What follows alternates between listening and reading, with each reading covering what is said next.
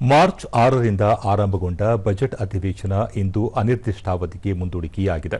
ವಿಧಾನಸಭೆಯಲ್ಲಿ ಸಭಾಧ್ಯಕ್ಷ ಯುಟಿ ಖಾದರ್ ಇಂದು ಬೆಳಗ್ಗೆಯಿಂದಲೇ ವಿವಿಧ ಕಲಾಪಗಳಿಗೆ ಅನುವು ಮಾಡಿಕೊಟ್ಟರು. ಮಧ್ಯಾಹ್ನದ ವೇಳೆ ಪ್ರಶ್ನೋತ್ತರ ಹಾಗೂ ವಿವಿಧ ನಿರ್ಣಯಗಳ ಚರ್ಚೆಯಾಯಿತು. ನಂತರ ಸಭಾಧ್ಯಕ್ಷರು ಕಾರ್ಯಕಲಾಪದ ಸಂಪನ್ನ ವರದಿಯನ್ನು ಮಂಡಿಸಿದರು. ಒಟ್ಟು 13 ದಿನ 80 ಗಂಟೆ 10 ನಿಮಿಷ ವಿಧಾನಮಂಡಲದ ಕಲಾಪ ನಡೆದಿದೆ. ಬಜೆಟ್ ಮೇಲೆ 50 ಸದಸ್ಯರು ಚರ್ಚೆ ಮಾಡಿರುವುದು ದಾಖಲೆಯಾಗಿದೆ. 2026-27ನೇ ಸಾಲಿನ ಆಯವ್ಯಯ ಪೂರಕ ಅಂದಾಜು ಬೇಡಿಕೆಗಳನ್ನು ಅಂಗೀಕರಿಸಲಾಗಿದೆ. ವಿವಿಧ ವರದಿಗಳು, ವಿಧೇಯಕಗಳು ಹಾಗೂ ಸ್ಥಾಯಿ ಸಮಿತಿಯ ವರದಿಗಳನ್ನು ಮಂಡಿಸಲಾಗಿದೆ. ಒಟ್ಟು 12 ವಿಧೇಯಕಗಳನ್ನು ಮಂಡಿಸಿ 11ಕ್ಕೆ ಅಂಗೀಕಾರ ನೀಡಲಾಗಿದೆ. 2 ನಿಲುವಳಿ ಸೂಚನೆಗಳನ್ನು ಸಾರ್ವಜನಿಕ ಮಹತ್ವದ ವಿಚಾರವಾಗಿ ಪರಿವರ್ತಿಸಿ ಚರ್ಚೆಗೆ ಅವಕಾಶ ನೀಡಲಾಗಿದೆ.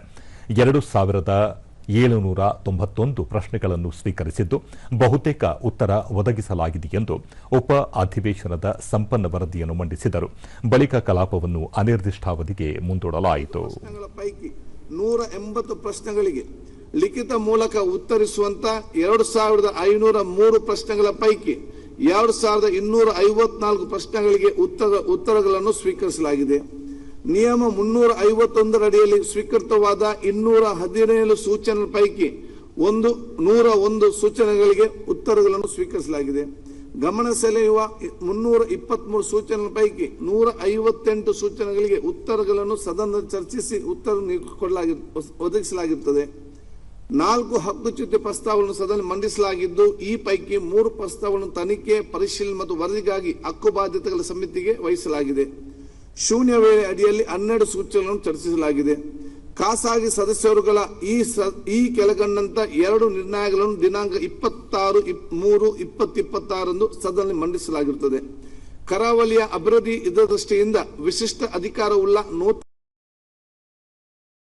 ಅಥವಾ ಈಗಿರುವ ಕರಾವಳಿ ಅಭಿವೃದ್ಧಿ ಮಂಡಳಿಯ ಅಧಿನಿಯಮ 2023 ಕಾಯ್ದೆಗೆ ಸೂಕ್ತ ತಿದ್ದುಪಡಿ ತರುವ ಬಗ್ಗೆ.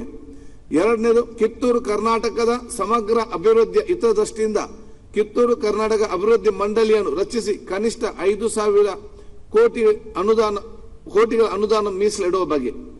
ದಿನಾಂಕ 24/3/2026 ಬೆಳಿಗ್ಗೆ 11:35ಕ್ಕೆ ಪ್ರಾರಂಭವಾದ ಸದನವು ಮಧ್ಯರಾತ್ರಿವರೆಗೆ ಅಂದರೆ ಮರುದಿನ ಮುಂಜಾನೆ 1:42 ನಡೆದಿರುವುದು ವಿಧಾನಸಭೆ ಇತಿಹಾಸದಲ್ಲಿ ಅದು ದಾಖಲೆಯಾಗಿರುತ್ತದೆ ಎಂದು ಹೇಳಿಕೆ ಬಯಸಿ ಇದಕ್ಕೆ ಪ್ರತಿಯೊಬ್ಬರಿಗೂ ಸಲ್ಲಿಸುತ್ತೇನೆ.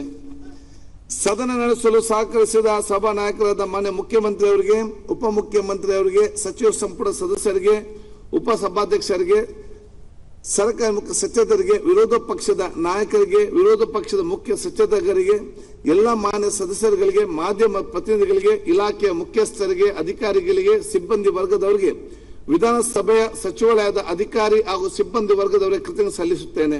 ಸದನವನ್ನು ಅನಿರ್ದಿಷ್ಟಾವಧಿಗೆ ಮುಂದೂಡುತ್ತಿದ್ದೇನೆ.